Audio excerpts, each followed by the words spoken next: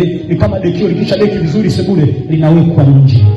Kaambia Mungu, hata kama utanitumia vipi, naomba nisije nikawa kama dekio siku ya mwisho. Chunguza maisha yako. Lile ambalo unaona itanikosesha mbingu, hebu shughulika nalo kabla sijawa baba wa watu wengi. Unajua heri niaibike saa hizi nikiwa na nyinyi wachache kuliko nije kuaibika tutakapokuwa 10,000, 50,000.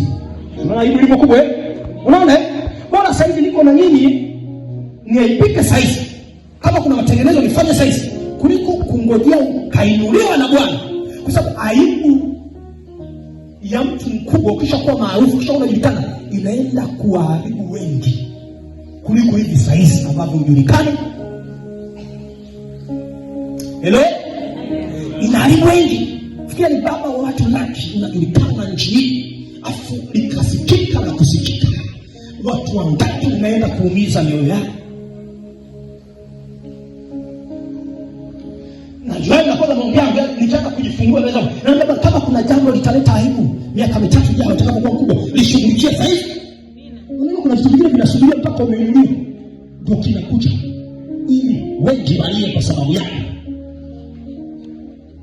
Katika jina la Yesu, Bwana kunusuru na jambo hilo. Bwana kunusuru na jambo hilo.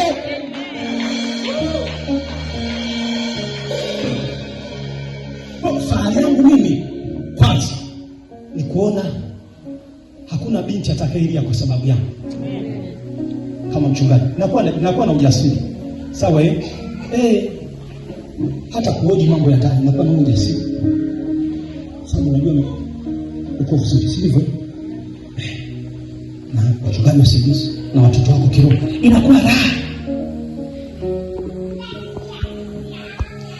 Huo ndio uaminifu ambao ninausemea upate. Yaani mtu ajisikie raha kuja KCG. Sawa? Hello? Ni uaminifu pia. Mambo yetu kama familia kuishia ndani humo na kutosikika nje, hiyo nayo inapima kiwango cha uaminifu ulipo.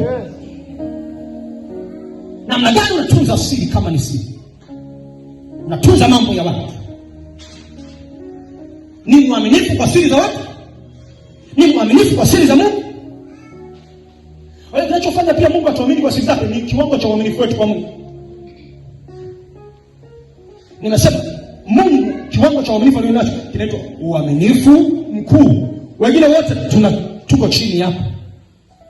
Na huo uaminifu sisi kama watumishi, sisi kama wana Mungu unatofautiana kutokana na imani yetu kwa Mungu. Sawa Bado nami najitahidi niwe mwaminifu kwa Mungu kwa kiwango ambacho ananitaka.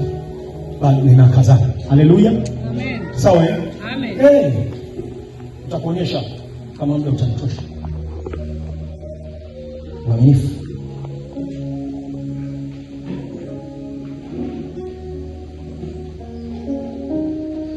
Kitabu cha Hesabu.